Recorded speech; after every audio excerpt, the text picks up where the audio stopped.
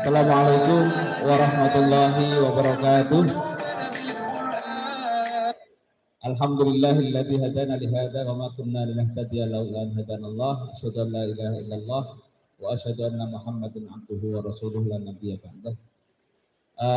Bapak Ibu, adik-adik dan anak-anakku sekalian, dan khususnya yang kami sama-sama hormati dan banggakan, Mas Haji Rene Suhardono, Kanyoneo, betul ya? Saya tadi harus menanyakan, ini bacaannya gimana supaya tajwidnya itu sesuai, ya. Kanyoneo itu marga Filipino. Jadi beliau ini keturunan Filipina. Dulu Filipina itu dijajah Spanyol lah ya. Sebenarnya keturunan penjajah juga sebenarnya. Jadi Kanyoneo pertama itu namanya The Leon atau The Lion dari Spanyol. Kemudian marga berikutnya itu ayah beliau, Kanyoneo, yang memang asli Filipina. Sehingga kalau kita lihat perwajahan beliau tanpa harus ke ke tempat perawatan, ya sudah begitulah ininya penampakannya. Saya persilahkan monggo Mas Rene Suhardono untuk bersama-sama kita semua. Mohon boleh tepuk tangan sini ya. Alhamdulillah. Prof Ilyas di depannya, Prof. Alhamdulillah sudah hadir bersama-sama kita. Tentu sebuah kehormatan bagi kita. Saya bilang sama beliau bahwa kami ini sebenarnya kalau mengundang tokoh-tokoh itu agak kurang pede karena sebenarnya masjidnya belum jadi gitu ya. Khawatir nanti plafonnya ada yang masih rontok kan ya. Oleh karena itu saya mohon di awal ini disclaimer dulu. Nanti kalau ada apa-apa masih kurang ini ya mohon dimaklumi. Tetapi kita apresiasi dan terima kasih Mas Rene sudah berkenan hadir menemani kita semua untuk sama-sama mengambil ibrah, mengambil hikmah dari hal-hal yang terkait dengan kita semua mengenai kebaikan-kebaikan yang mungkin kita bisa belajar. Sebelum kita masuk ke hal-hal yang inti, saya ingin memperkenalkan terlebih dahulu secara agak detail mengenai Mas Rene Suhardono. Saya sapa dulu, Mas Rene, apa kabar? Alhamdulillah waras. Waras ya. Kemarin puasa tuntas 29 atau 30 hari, nggak usah dihitung. Yang penting sampai maghrib kan ya? Sampai. Ya. Siapa tahu karena ada ponakan saya itu masih sampai asar atau sampai duhur gitu ya. Mas Rene udah full ya? Alhamdulillah. Alhamdulillah. Alhamdulillah. Jadi kita semua seperti yang tadi dibilang Pak Sayyidu, minal aidin wal faizin, mudah-mudahan kita menjadi orang yang kembali suci dan kembali beruntung akan mendapatkan pahala karena kesempurnaan kita menjalankan ibadah Ramadan. Amin. Sebelum semuanya, kita tadi secara umum perlu bermaaf-maafan, tapi mohon kita semua meniatkan dalam hati bahwa setidaknya yang hadir di majelis ini juga warga Bela Kasar semua, kalau ada maaf, kalau ada kesalahan mohon saling memaafkan meskipun belum bermusafahah ya. Baik, Mas Rene Suhardono ini sebenarnya nggak jauh-jauh, kuliahnya juga di dekat sini di UI ya Mas ya kuliah. Tapi saya di Salemba dulu. Oh di Salemba ya. Oh di kota ya. Enggak sempat ke sini. Oh nggak sempat ya. Artinya lebih tua ya. Mas lebih muda dari Mas Aman. Mas Rene dulu di Fakultas Ekonomi ya Mas ya. Fakultas Ekonomi, akuntansi, betul ya. Apa tuh? Business Economics. Business Economics ya. Penyebutannya juga beda. Makanya kemudian beliau berkarir di financial, betul ya. Di perbankan, consulting financial, dan kemudian saya mengenal beliau sebagai motivator, investor, semua yang tortor itulah semua. Tapi beliau belum kenal saya gitu waktu itu karena beliau kan di atas sana ya, gemerlap gitu di antara panggung-panggung TV gitu ya. Nah, baru kemudian secara tiba-tiba tahun 2017 saya sedang manasik haji, persiapan berangkat haji, tiba-tiba beliau peluk saya di belakang. Saya agak kaget, dua hal yang bikin saya kaget. Pertama, bukannya Mas Rene ini non muslim ya? Jadi saya menduga beliau itu non muslim, mohon maaf, saya baru ngomong sekarang. Tapi ada yang harus diluruskan. Kalau dibilang saya nggak kenal, ngapain saya meluk kan? Berarti udah kenal duluan kan sebelumnya. Mungkin kenal-kenal, mohon maaf, kenal ada istilahnya di kampung itu kenal-kenal anjing. Anjing itu anjing sama anjing itu kenal tapi nggak tahu namanya gitu. Kalau tanya namanya siapa, tapi mereka kenal. Gitu. Singkat cerita, ini mungkin bukan suudzon lah ya, saya keawaman saya mengira Mas Rene ini dulu non muslim gitu. Jadi begitu mau berangkat haji sama-sama dan ternyata satu rombongan, masya Allah. Dan kami berangkat 2017 itu ya selama musim haji bersama-sama terus. Dan oleh karena itu hari ini saya ingin bersaksi kepada Bapak Ibu sekalian, kita beruntung sekali karena kata Rasulullah kita ini dibersamai hari ini dengan orang yang sangat kaya. Kaya dalam definisi Rasulullah kan laisal ghina an kasratin 'ardi walakinnal ghina ghinan nafsi. Jadi orang kaya itu bukan hanya yang orang kaya harta yang luar biasa, tapi orang yang kaya jiwanya. Nah, lebih istimewa lagi, Coach Rene ini juga kaya harta juga, gitu. Jadi luar biasa lah, gitu ya. Jadi definisi Rasulullah itu plus-plus. Gitu. Karena beliau ini selain sebagai karir coach, dulu di TV, kalau di Kompas TV ada acara Ultimate You ya, dialog khusus motivasi, beliau yang jadi host. Kemudian terakhir beliau sempat menjadi komisaris utama PT Pembangunan Jaya Ancol. Jadi kalau Bapak Ibu mengajak anak putra putrinya ke Ancol, sebenarnya itu semua itu urusannya Mas Rene sebenarnya. Sampai tahun 2021. Dan beliau hari ini posisinya sebagai direktur utama BUMD Institute, betul ya? Ini baru sebagian kecil dari tanggung jawab beliau. Yang lain saya nggak bisa hitung karena beliau ini juga selain motivator juga investor di banyak perusahaan. Kemudian juga ya banyak lah yang semua berhubungan dengan uang karena itu semua bisnis semua ya, asalnya ya ahlul fulus ya. Beliau ini ahlul fulus ya. Jadi definisi kaya yang diberikan Rasulullah beliau plus karena Rasulullah kaya jiwa, kaya harta. Mengapa kaya jiwa? Karena boleh jadi pengalaman beliau ini bukan hanya pengalaman sosial, bukan hanya pengalaman finansial, tapi juga pengalaman spiritual yang mungkin sebagian kita tidak mengalami seperti beliau. Sekedar ilustrasi, beliau ini ketika punya kesadaran waktu kecil itu tidak tahu siapa ayah kandungnya, yang ternyata ayah kandungnya sudah tinggal di Filipina. Baru umur 26 tahun ya, 28 tahun karena beliau sudah nabung untuk mencari ayah kandung beliau di Filipina. Nanti beliau saya berharap bisa berkenan untuk menceritakan itu. Saya hanya tahu sisi-sisi ini luarnya. Akhirnya beliau ketemu dengan ayah kandungnya yang memang asli Filipina itu, Pak Canyoneo, Vicente Canyoneo. Nah, setelah itu tentu banyak hal yang beliau sendiri yang merasakan karena pengalaman spiritual yang sampai hari ini pun kalau saya bilang kayak roller coaster gitu ya barangkali ya.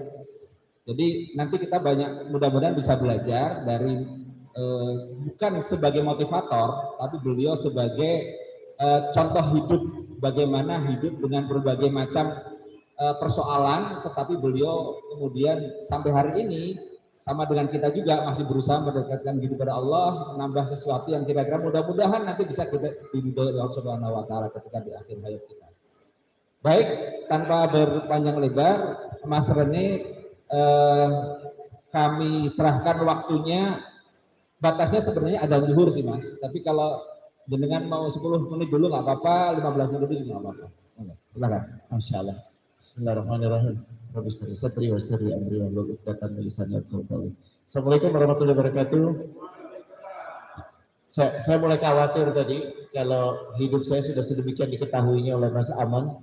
Jangan-jangan ada hal-hal yang saya nggak tahu, Mas Aman lebih tahu. Gitu. Tapi kalau udah dikomando sama Mas Aman, langsung ke Depok. Hari ini saya langsung jalan ke sini. Ya, terima kasih Bapak-bapak, Ibu-ibu sudah memuliakan saya untuk mengundang saya ke sini hari ini. Enaknya ngobrol aja kali ya Mas Aman ya, dan hidup saya nggak menarik ya, maksudnya kalau buat saya gitu-gitu aja lah, tapi kalau ada yang kira-kira bermanfaat boleh ditanyakan. Saya tadi lagi mikir kira-kira mau ngomong apa ya. Tapi mungkin karena memperkenalkannya seperti itu, saya coba memberikan semacam sequence kehidupan orang Islam yang berbeda yang saya lalui. Jadi kalau maaf bahasanya berantakan, tapi kalau disebut orang Islam di Republik ini kita punya banyak konotasi ya Mas Aman ya. Ini ilustrasi bodoh aja, banyak kelompok-kelompok di dalam Islam. Tapi saya menyebut diri kalau dengar ilustrasi jenengan tadi, karena jenengan sangat berbaik hati nggak menceritakan aib-aib saya. Saya melalui 3 fase sebagai Muslim, Mas. Jadi yang pertama itu saya Islam, dilahirkan sebagai Muslim, tapi tidak mengenal agama ini. Karena ayah yang membesarkan saya tidak menekuni agama ini. Ibu sesekali sholat, alhamdulillah masih dapat contoh sedikit-sedikit. Tapi saya besar di kultur yang sangat sekuler, sangat liberal.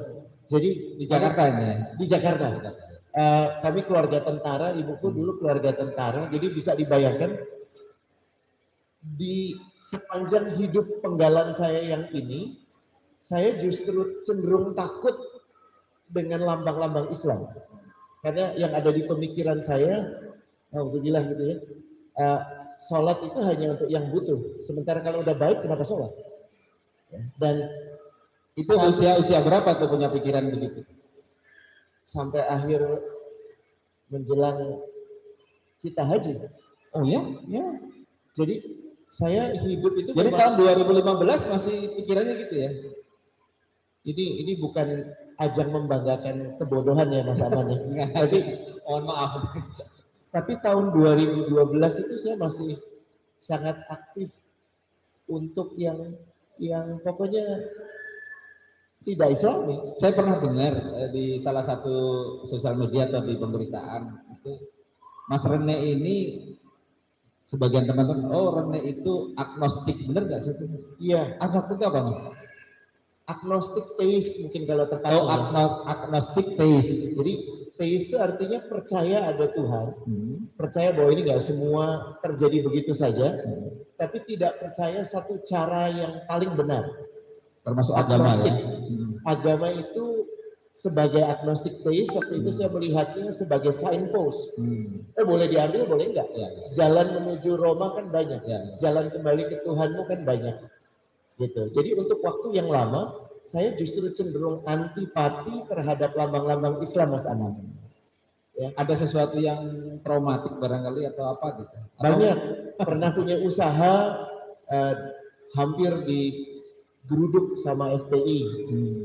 Pernah, pokoknya nggak asik dibohongin sama Muslim taat gitu. Iya, jadi saya selalu mengatakan apa gunanya ya kalau dia ngakunya baik sholat tapi ternyata. Makasih. Alhamdulillah. Makasih. Sebentar lagi datang tempat tidur juga nih asik juga. Sampai mana tadi? Jadi fase sebagai Muslim pertama itu Mas. Qadarullah, saya itu kan haji bukan karena merencanakan berhaji, Mas Aman tahu ya? Ya.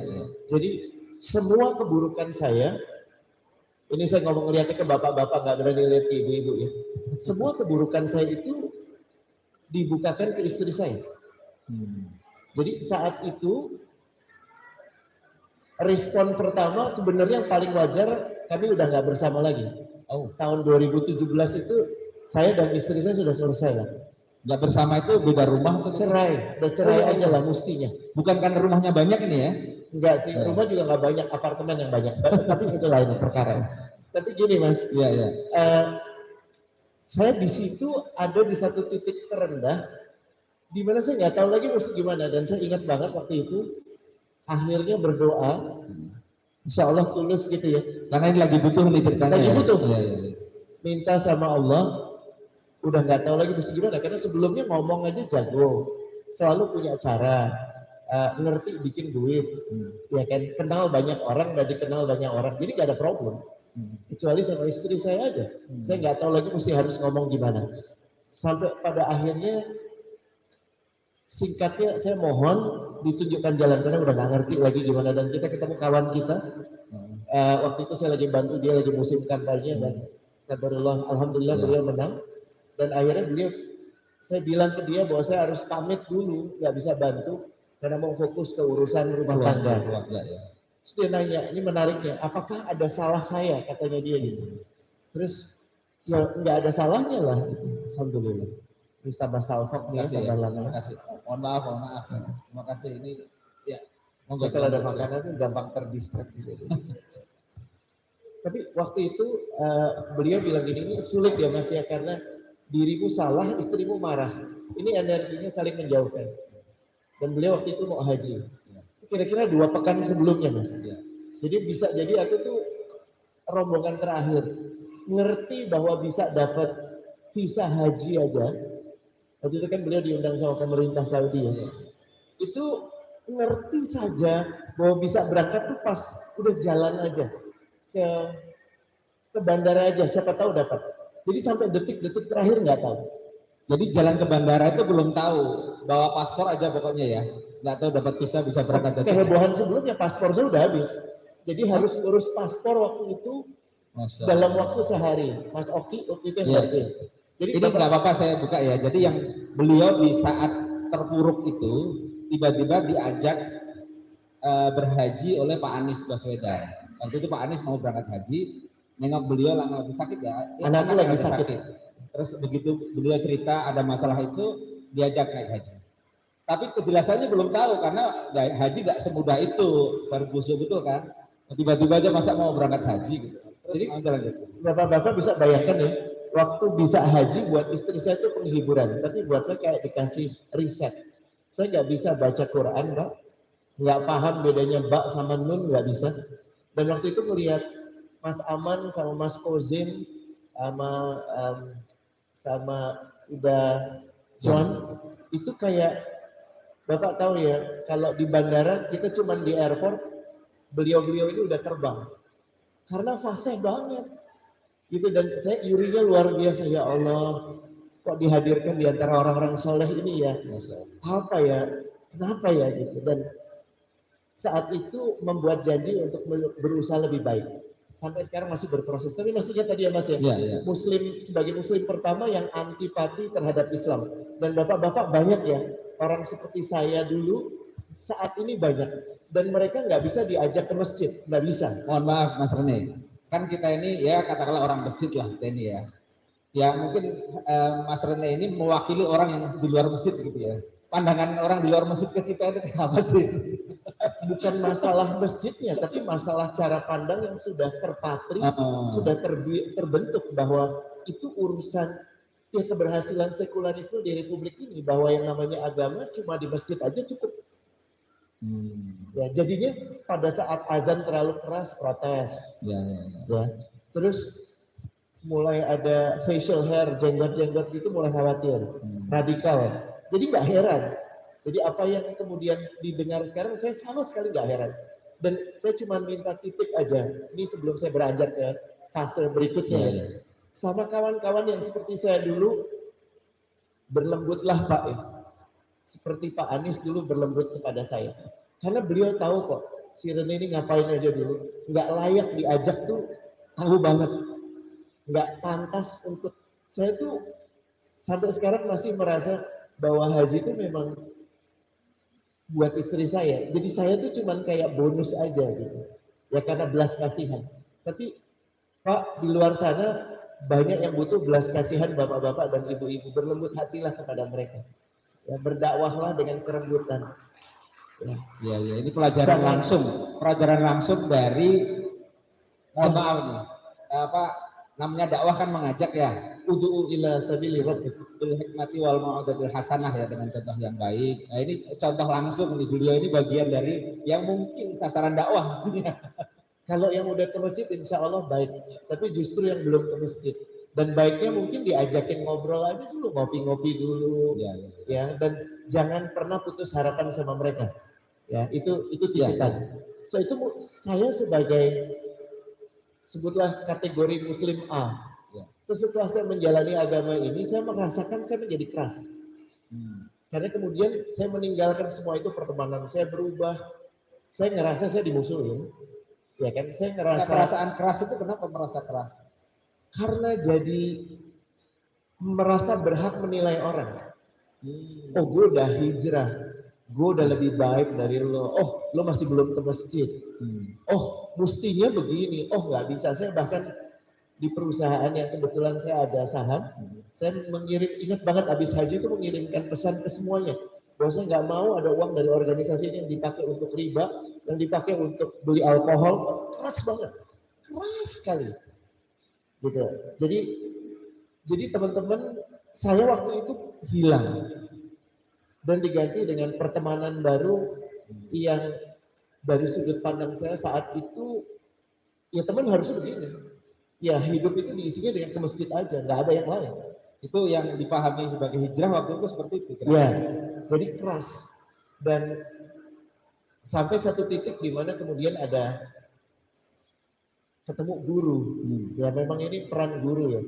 Saya ketemu pas, saya juga ngerasa sedih kok, kayak saya udah melakukan apa yang kau mau, ya Allah. Tapi kok nggak dapat damai, nggak dapat tenang ya. Gitu. Udah baca Quran, udah hatam Quran, apalagi ini kok jadi begini ya? Kok jadi kayaknya apa ya?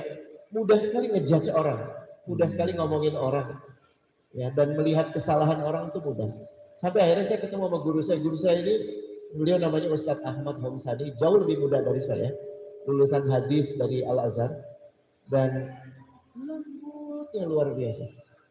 Sampai sekarang saya masih belajar, dan ini masuk ke fase ketiga, Muslim yang nggak ngerti apa-apa. Ya ini saya di sini. Jadi ya minta doa ya Bapak-bapak bahwa kita terus istiqomah, bisa mohon doakan. Amin. Bahwa sekarang sampai ke satu tahap di mana mencari kebenaran boleh, tapi terus menyisakan ruang sedikit untuk bahwa mungkin aja saya salah, dia benar. Dan itu lebih sehat dan lebih waras. Boleh saya nisip sedikit ya? Monggo, jadi ada satu momen, tiba-tiba Mas Rene ini telepon saya. Mas Aman, saya mohon izin ya, pamit gitu. Kemana Mas? Saya mau ke Jawa, mau keliling ke pesantren-pesantren. Saya masih nyetir, beliau nyetir, sekarang sudah berangkat, saya sudah jalan, sudah sampai di Tol Cikampek kalau nggak salah ya. Terus, mau kemana? Saya nggak tahu mau kemana gitu. Kalau Mas Aman ada rekomendasi pesantren mana yang perlu saya kunjungi gitu kan kira-kira.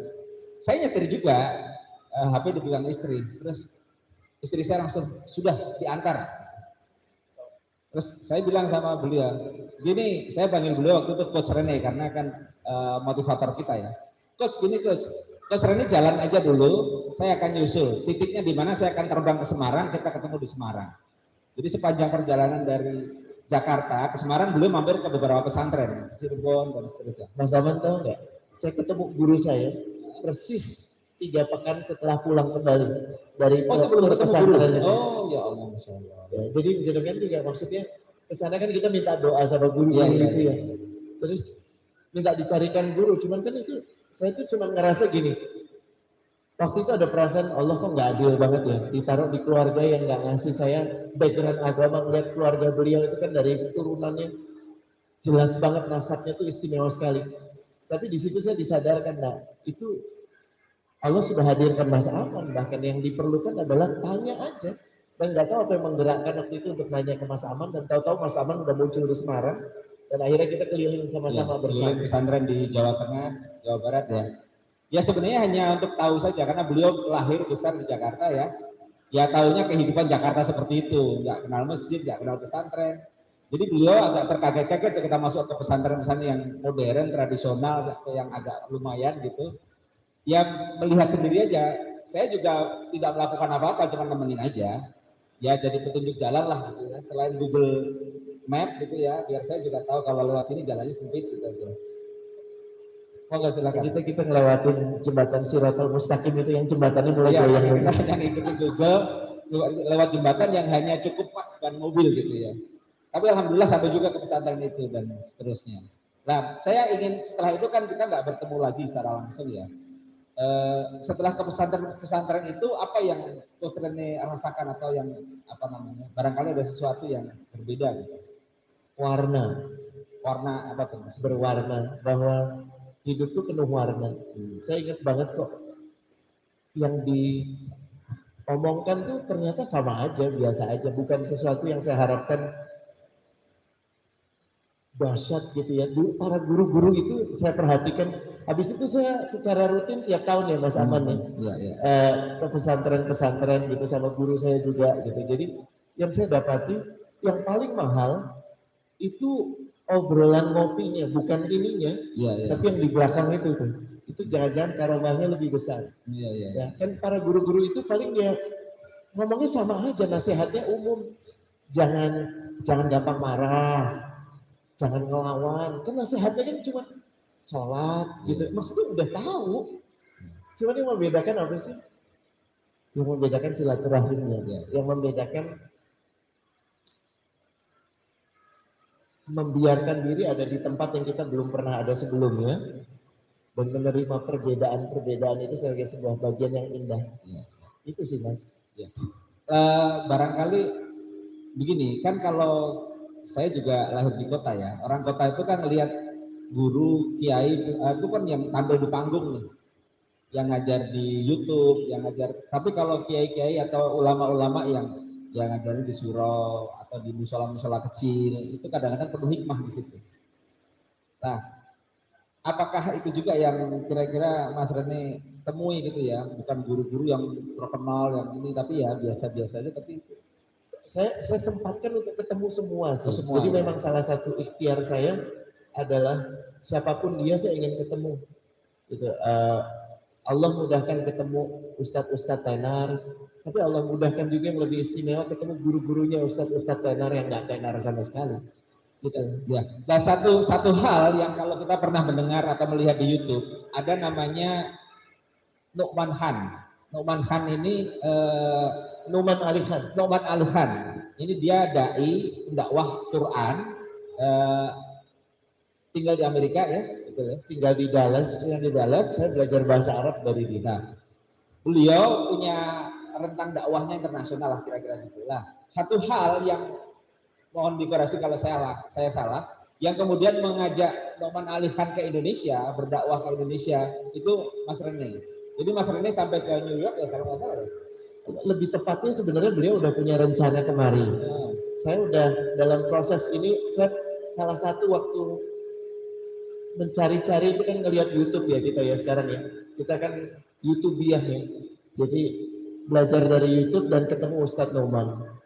Udah lama saya mantengin dia, sampai satu titik saya dengar beliau mau kemari dan penerbit buku dia di Indonesia tahu bahwa saya sering menyitir Ustadz Nu'man. Jadi saya diminta jadi kata pembukanya di buku beliau, Reviving Spirit judulnya. Itu buku pertama beliau yang diterbitkan di Indonesia. Buku pertama beliau diterbitkan di Indonesia, saya nulis pembukaannya, pengantarnya. Saya ingat banget saya bilang, Ustadz Nu'man Ali Khan bilang, gimana ya kita tuh memfokuskan hidup lebih banyak kepada yang tampak, tapi lupa semua yang tampak ditentukan atas yang nggak tampak. Kita sangat memperhatikan tentang kreasi, tapi kita lupa akan pencipta. Makanya sekarang kita masih sering dengar doa itu kepada semesta gitu. Semoga semesta mengabulkan. Semesta itu kan ciptaan, tapi kita lupa ada pencipta.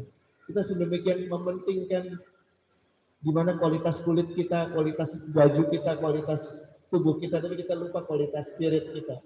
Jadi saya belajar di situ dan karena tahu dia mau ke sini, akhirnya karena saya menuliskan kata pembuka, saya dipertemukan. Gitu, dan saya bilang Ustadz Nu'man ini harus sering ke Indonesia.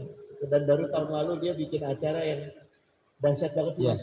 Dan pesertanya ya kalau kita lihat tuh teman-teman yang kelas menengah atas lah ya. Bahkan non-muslim Mas.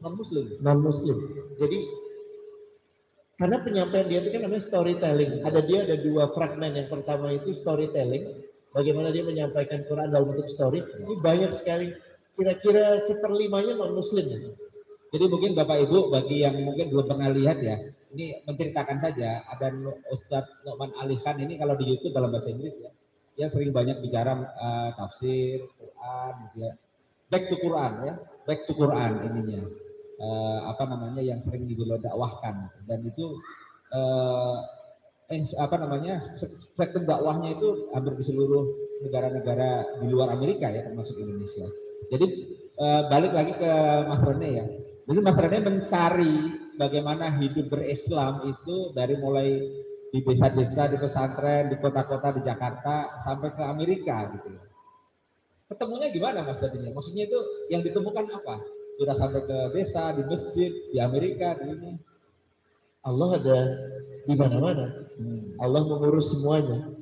Dan tadinya kan saya ngobrol sama kawan-kawan di Amerika, mereka selalu bilang gini, aduh enak ya setiap hari denger azan. Oh. Iya sih, salah satu hal yang ngangenin kalau di Australia, di Amerika itu kan nggak denger azan.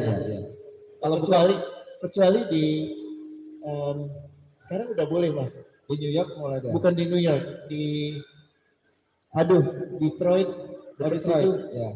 Minnesota boleh. Itu kota pertama di mana azan sekarang sudah diperdengarkan di area Muslim 3 kali dalam sehari, kecuali azan Isya dan subuh. Nah, jadi kita banyak lupa bersyukur gitu, bahwa saya dengar cerita itu iya ya, selama ini take things for granted gitu. Sementara kawan-kawan yang di Amerika, menurut saya punya banyak keistimewaan karena akses mereka kepada keilmuan yang, maaf ya, ini dengan segala hormat saya ngomong, kalau kita bilang belajar agama sekarang maksimum itu menghafal Quran gitu ya.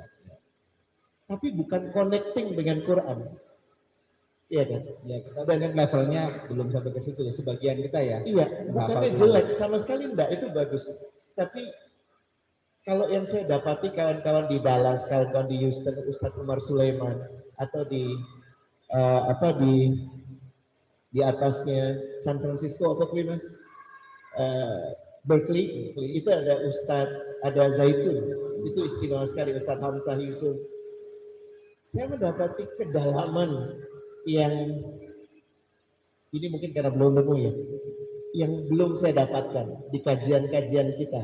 Jadi kajiannya masih sangat tematik, sementara di sana itu benar-benar dalam.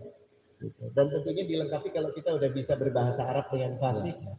Kita doakan misalnya suatu saat pengen banget ke Mauritania, pengen banget ke Maroko, pengen banget ke Mesir. Mundur sedikit Mas Rene. Ketika Mas Rene mengalami perubahan itu, keluarga gimana? Keluarga ya menerima gitu saja atau ada adjustment atau perubahan? Muna kan orang Medan. Muna itu istrinya. Ya. Muna itu orang Medan dan Gorontalo, jadi tradisi keislaman dia lebih kuat dari saya. Dia mendukung. Anak-anak yang rada kaget, karena biasanya kalau kita jalan-jalan ke tempat yang sangat liberal, sekarang jadi umroh gitu kan.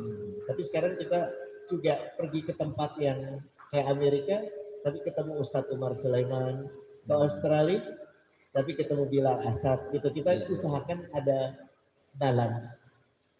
Namun yang saya dapati, permintaan saya sama Allah adalah minta dibukakan waktu seluas-luasnya, karena dulu waktu saya benar-benar ahlul fulus sih Mas. Jadi ngitung keberhasilan. Ya paham sih, karena investasinya di mana-mana kan ya. Jadi ngitung dari situ gitu. Sementara kalau sekarang inginnya punya ruang cukup untuk ada di tempat-tempat yang bisa memberikan keberkahan untuk hidup saya. Itu sebenarnya. Baik, kita sudah masuk fase ketiga belum? Sudah ya tadi ya? Ketiga itu masih berusaha belajar mencari kebenaran, tapi nggak berani sok tahu mengatakan saya yang paling benar. Karena belajar ternyata, saya juga nulis buku kan ya Mas, untuk menemani proses ini. Saya mendapati ada hal menarik ya, kita paling mudah melihat ego di orang lain, tapi sangat sulit melihat ego di diri sendiri ya. Dan dari analisa observasi ini, saya melihat ada 3 jenis ego Mas. Dan yang pertama itu saat merasa paling benar. Jadi kalau orang udah, gue merasa lebih tahu dari lo, itu udah ego yang bicara. Ya. Nah, tapi ada ego satu lagi, saya nyebutnya ego remah-remah momogi ya. Itu sebutnya ego saat merasa paling sengsara. Ya emang sih, emang gue bukan siapa-siapa. Apalah artinya aku cuma karyawan rendahan. Ya kan, itu juga ego ternyata. Sama yang tengah itu namanya ego saat merasa paling berguna. Atau ngerasa paling soleh, atau ngerasa paling bermanfaat. Itu juga ego. Jadi ternyata mengenali diri itu bukan soal tahu saya introvert atau extrovert. Mengenali diri itu adalah proses tanpa henti untuk menguliti diri sendiri, menguliti diri dari ego. Dan itu yang paling berat sih. Ya, ya. Mas Rene, boleh nggak kita menerima pertanyaan dari Bapak dan Ibu ya? Begini Bapak Ibu, karena boleh jadi apa yang dialami Mas Rene mungkin tidak kita alami. Tapi siapa tahu di luar sana atau mungkin keluarga kita di era seperti ini, anak-anak kita yang lebih banyak bergaul dengan ini dibandingkan dengan teman-teman mainnya pun di sini gitu ya.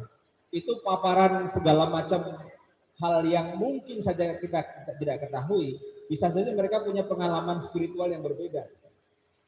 Liberalismenya, apa segala macam lah gitu ya, materialisme dan sebagainya, sehingga mungkin di rumah seperti anak kita biasa, tapi kalau kita tidak tahu sebenarnya tiba-tiba dia sudah jauh. Ini ada pengalaman yang mungkin bisa di-share sedikit untuk sebelum Bapak Ibu memberikan pertanyaan. Ada seorang anak yang menyampaikan ke saya ini sedang mau memilih, saya mau memilih anime atau memilih Islam. Karena dia nonton anime terus gitu kan. Di anime kan juga ada nilai-nilai, ada baik, buruk, adil. Ini kan sebenarnya mengkhawatirkan, tanpa kita ketahui, kita nggak tahu apa itu. Nah, barangkali apa yang dialami Coach Rene mungkin bisa kita ambil hal-hal yang baik ya, bagaimana menempuh perjalanan spiritual seperti itu. Monggo dipersilahkan 1, 2, 3 yang ingin sharing atau menyampaikan sesuatu. Ada Prof. Ilyas, ada Prof. Surya di belakang, Prof. Bapak Ibu, ada Mas Pak Santoso dan teman-teman. Kalau mau memberikan pertanyaan barangkali atau menanyakan lebih jauh ke Mas Rene, silakan. Ya, monggo. Assalamualaikum warahmatullahi wabarakatuh. Kita satu ekosistem Mas Rene. Saya dari media, kita pernah ketemu. Tapi saya surprise gitu mendengar cerita hijrahnya Mas Rene secara lebih detail. Saya udah baca buku novel, buku sama Mbak Muna itu cerita pas mau haji. Dan saya berikan buku itu untuk Pak Kemal Gani. Saya berharap sebetulnya Pak Kemal bisa ikut jejak Mas Rene. Mas Kemal, ya. Masya Allah. Saya berharap sekali Mas Rene bisa menggandeng beliau untuk bisa jadi kayak Mas Rene. Saya 2 pertanyaan. 1, cerita tentang bagaimana berubahnya Mas Rene lingkungan dari yang lingkungan A menjadi the opposite of A, beda banget kan gitu ya.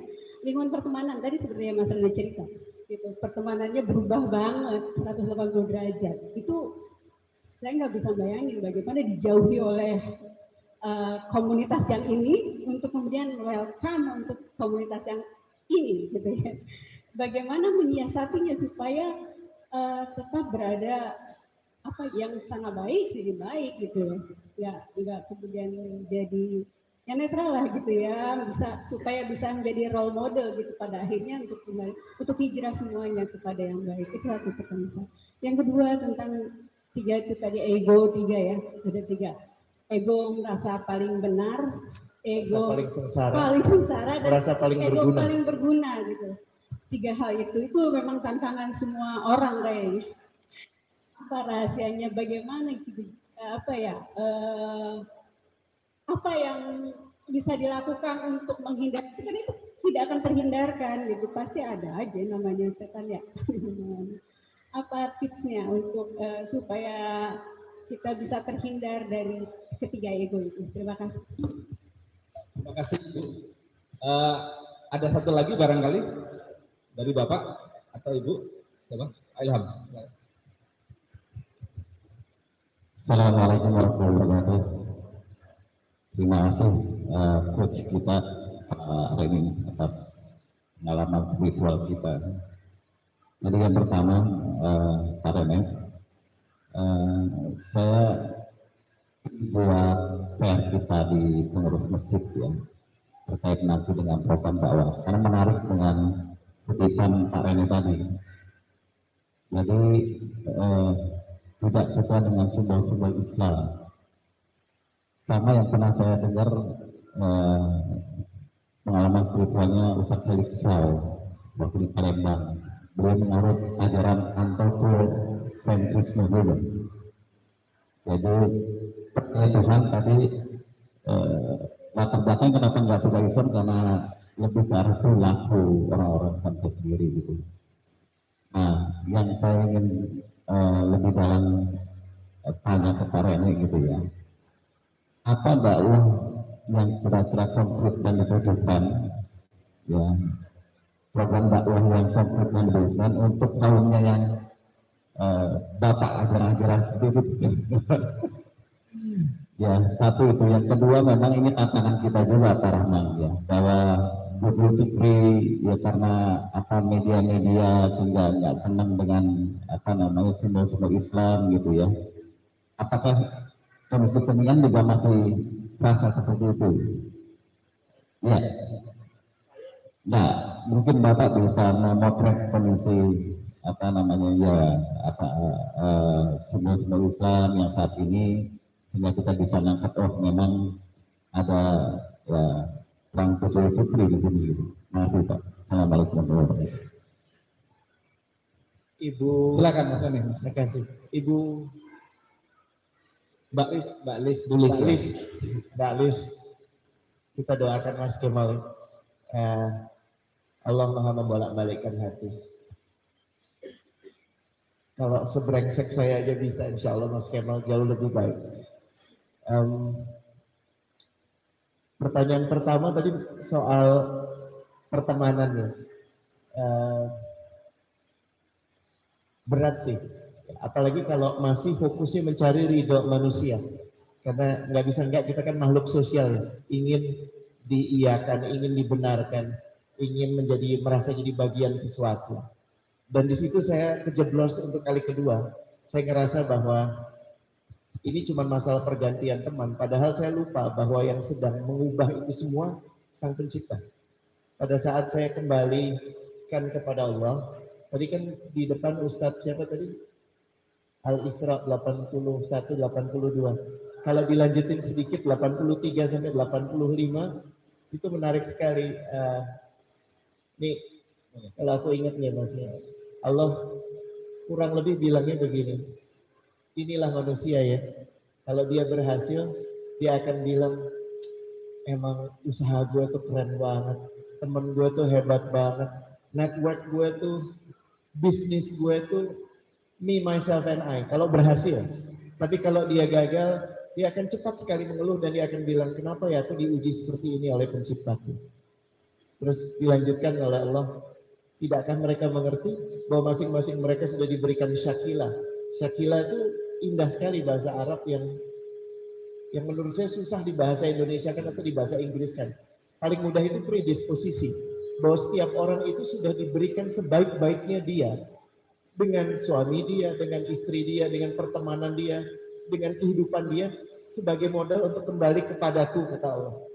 Jadi modalnya itu kenapa punya anak yang kayak gini, orang tua yang kayak gitu.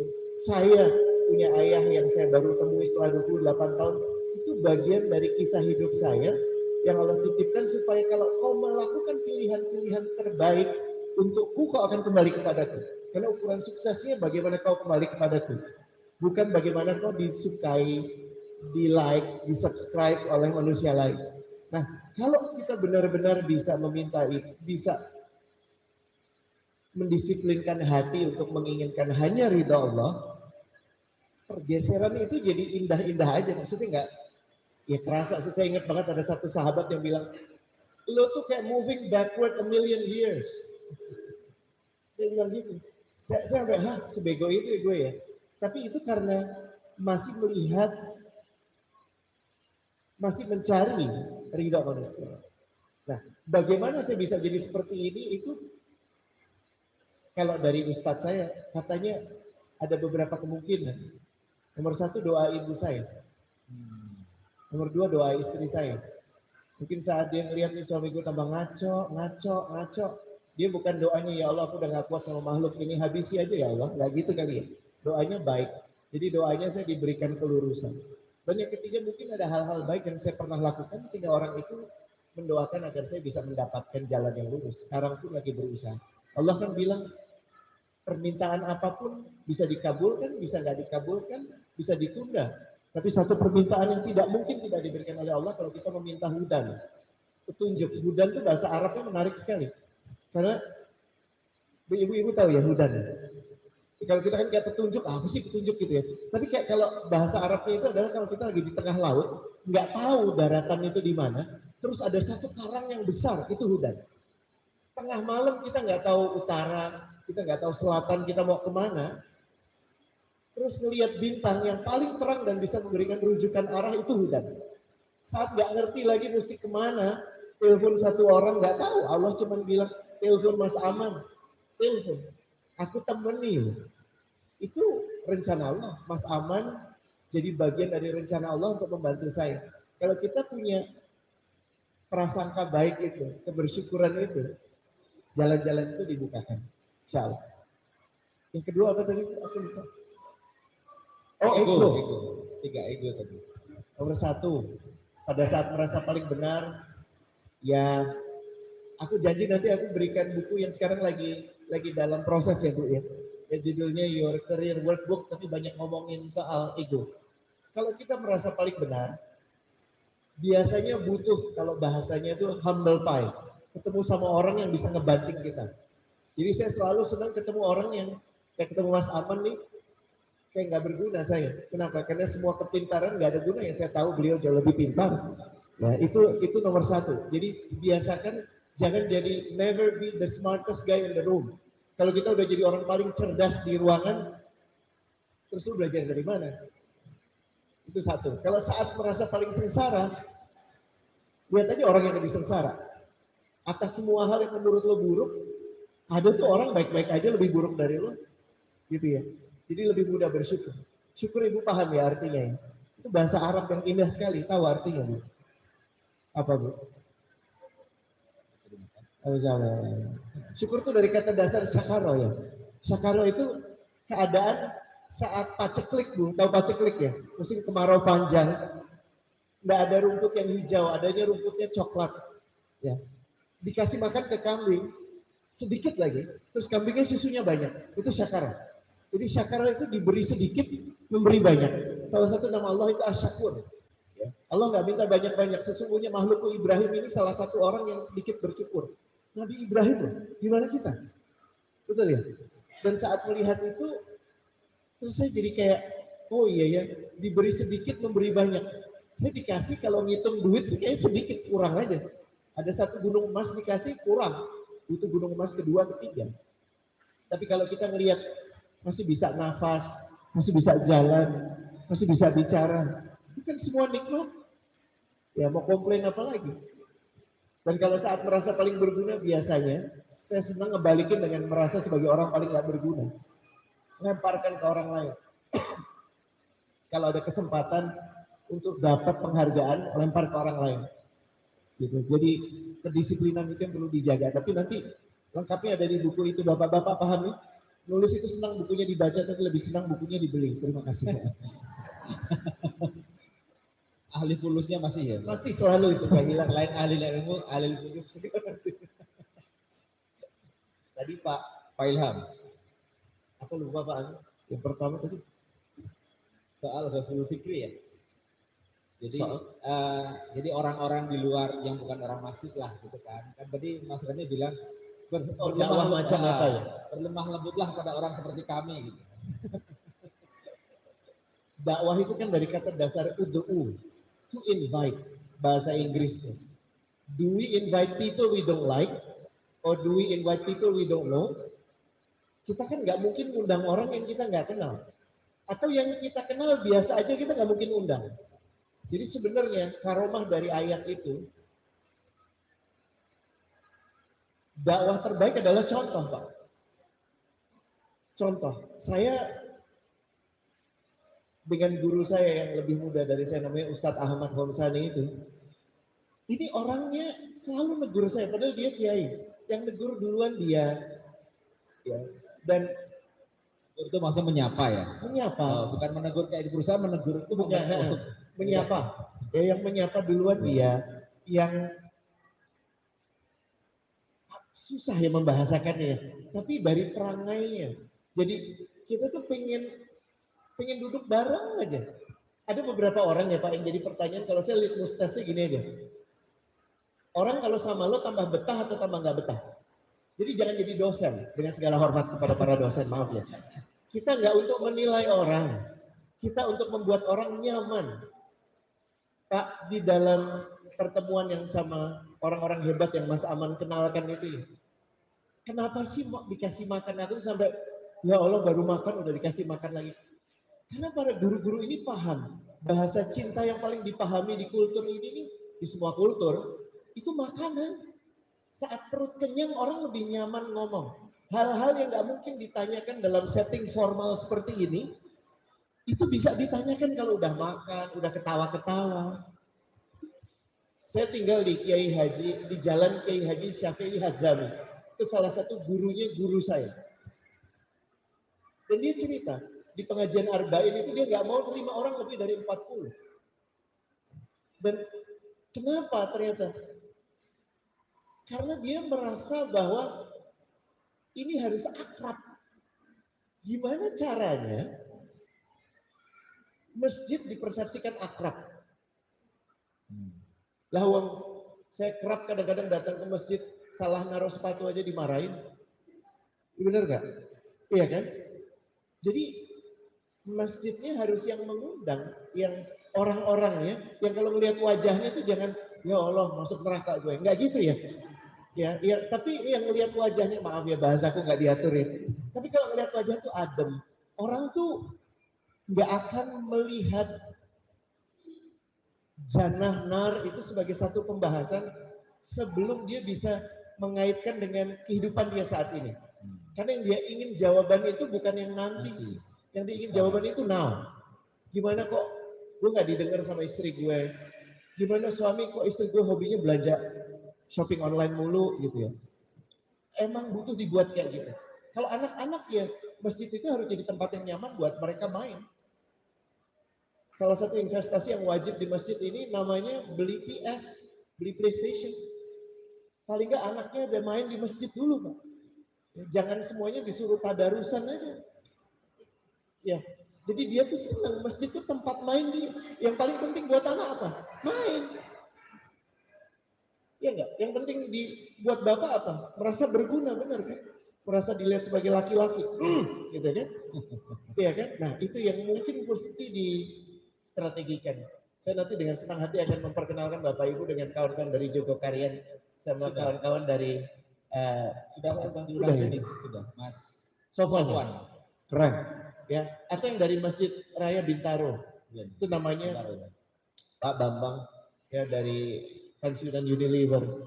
Itu istimewa sekali.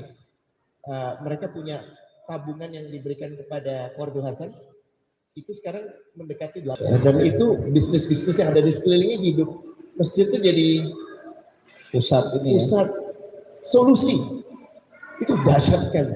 Ya, dan saya pikir saya terhormat sekali diundang di sini. Ya kalau boleh nanti kita saling berkunjung, nanti aku perkenalkan dengan Pak Bambang ya dan Pak Dwi Bintaro ya. Boleh, ntar kita main ke sana. Itu makanannya dikurasi total dan itu bubur ayam paling enak yang saya pernah rasakan. Mie Tasik paling enak ada di masjid yang diingat makanan ini ya. Selalu karena bahasa cinta makanan. Itu yang pertama ya. Terus yang kedua tadi apa? Yang kedua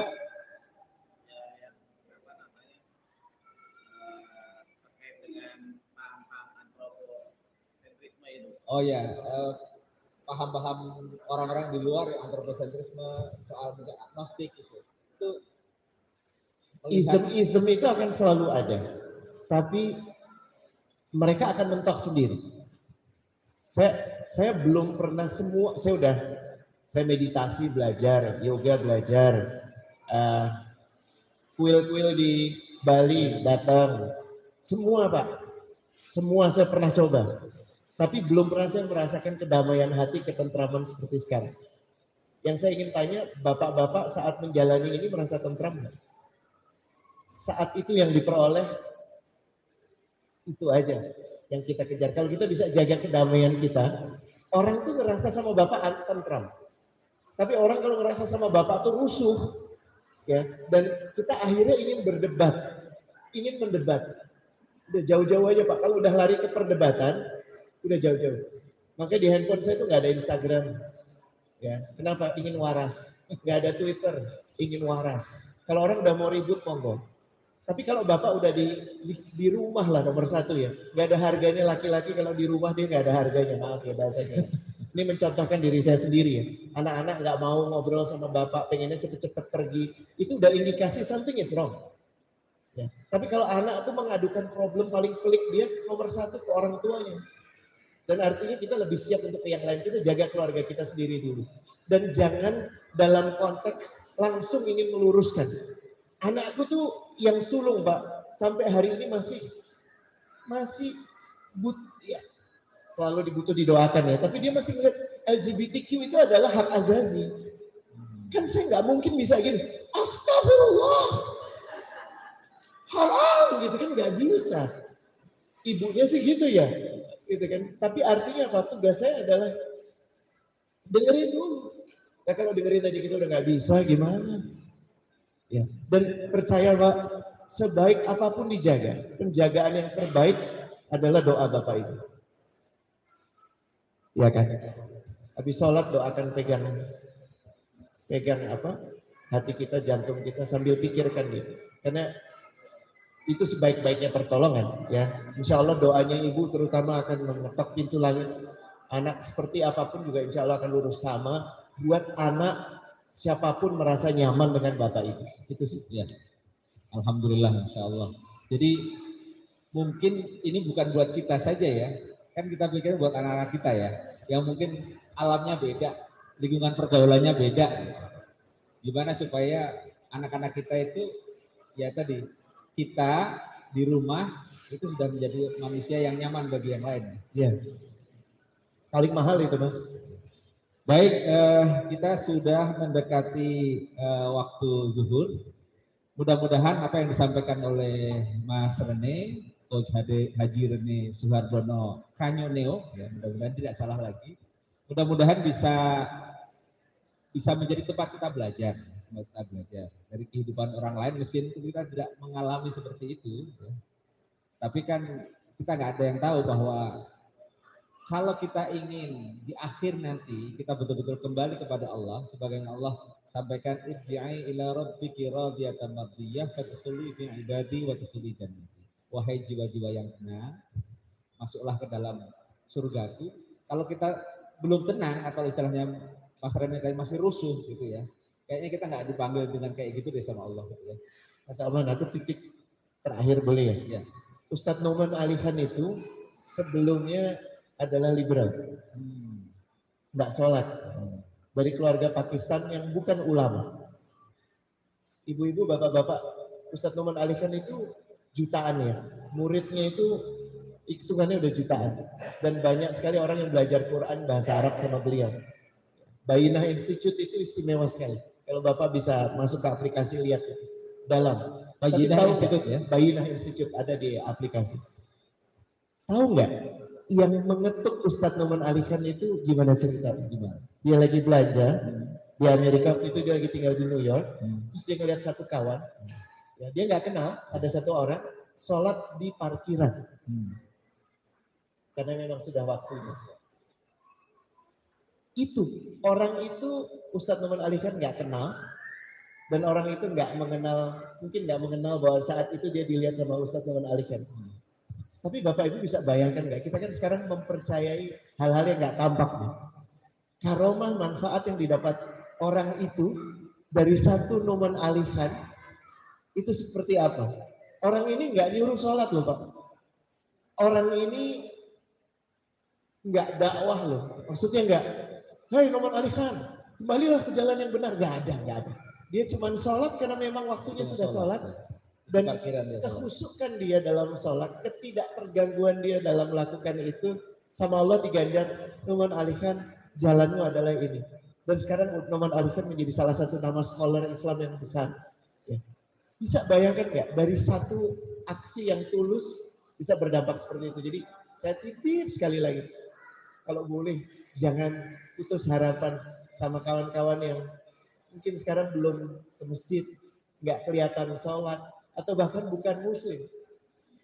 Karena bisa jadi ujungnya dia itu menjadi ulama besar, atau keturunan dia itu nanti jadi ulama besar lewat bapak-bapak, ya, lewat ibu-ibu. Dan kalau kita melihat seperti itu jadi semangat lagi. Karena bukan urusan saya nih, dia mau tergerak atau enggak.